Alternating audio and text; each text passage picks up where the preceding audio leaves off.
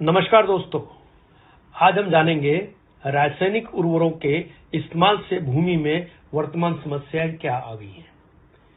हमारा जो root zone है वो 6 इंच का होता है। 6 इंच का रूट जोन को हम बोलते हैं एक्टिव रूट जोन। अब ये एक्टिव रूट जोन के अंदर व्हाइट रूट्स का डेवलपमेंट होता है। इसके नीचे भी जाते हैं पर व्हाइट रूट्स का मैक्सिमम डेवलपमेंट 6 इंच के अंदर होता है। हम अपने जमीन में क्या क्या रासायनिक खादें यूज करते हैं, जैसे कि यूरिया, डीएपी और सुपर फॉस्फेट।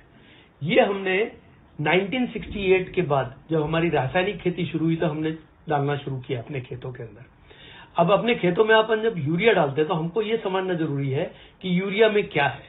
अब यूरिया के बोरे पे अगर आप देखेंगे तो उस पर लिखा है नाइट्रोजन 46%, पर नाइट्रोजन तो 46% है, बाकी बचा हुआ क्या है?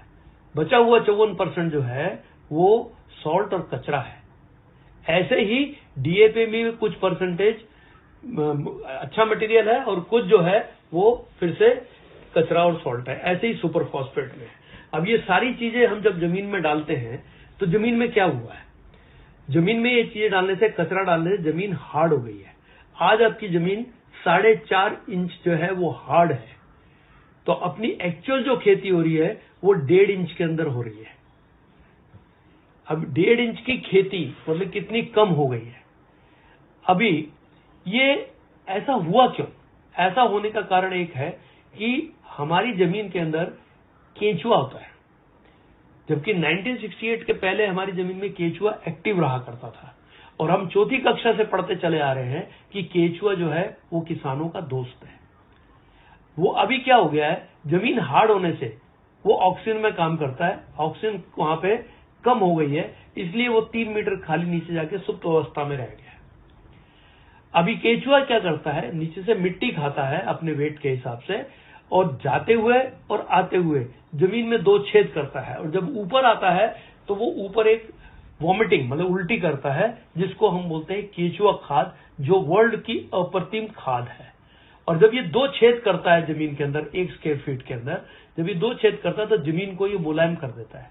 जमीन मुलायम होने से क्या होगा कि जमीन के अंदर जो हार्ड पना आ गया है, जिसके कारण ऑक्सीजन कम और कार्बन डाइऑक्साइड बढ़ गई है, वो प्रक्रिया उल्टी हो जाती है।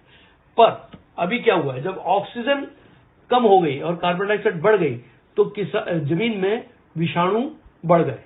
अब विषाणुओं के बढ़ने के कारण क्या हुआ, पेस्टिसाइड डालना पड़ा।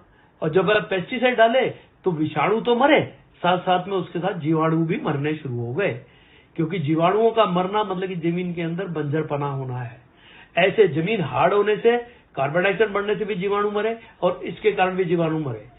अभी 1 ग्राम मिट्टी में 20 करोड़ के ऊपर जीवाणु हुआ करते थे 1968 के पहले, और आज ये हालत है कि 1 ग्राम मिट्टी में 1 करोड़ के नीचे चले गए हैं, कहीं कहीं तो 1 लाख के नीचे भी चले गए।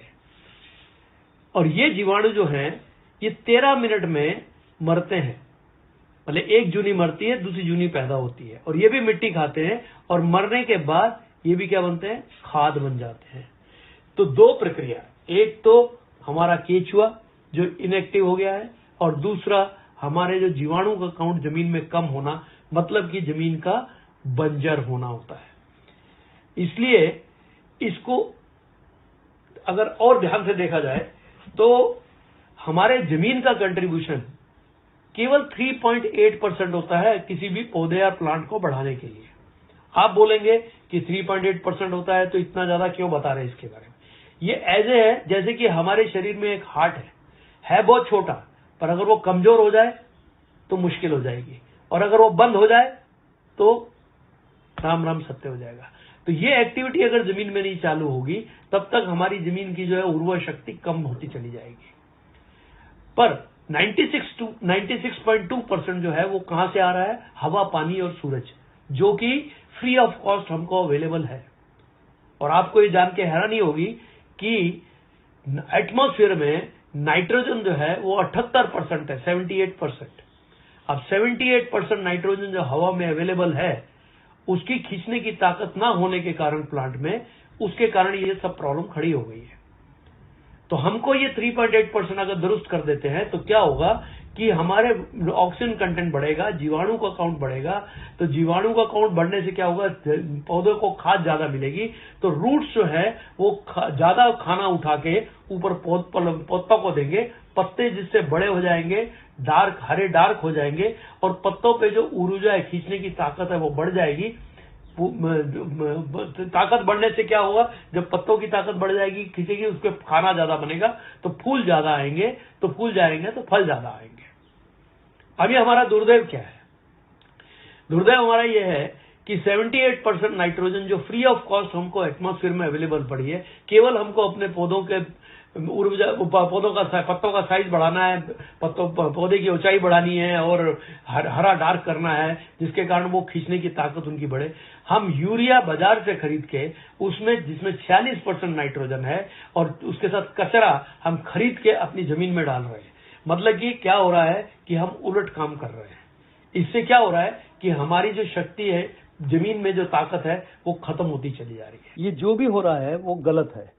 इसलिए अगर हमारे जमीन अंदर व्हाइट रूट्स ज्यादा होंगे और हमारे यहाँ जीवाणु का काउंट ज्यादा होगा तो खाद बनने की प्रक्रिया भी ज्यादा होगी, और उससे क्या होगा कि वो खाद जो है वहां से जो ट्रांसपोर्ट होगी प्लांट के ऊपर, तो पत्तों का साइज भी बड़ा हो जाएगा, पत्ते डार्क ग्रीन हो जाएंगे, पेड़ की ऊंचाई बढ़ जाएगी।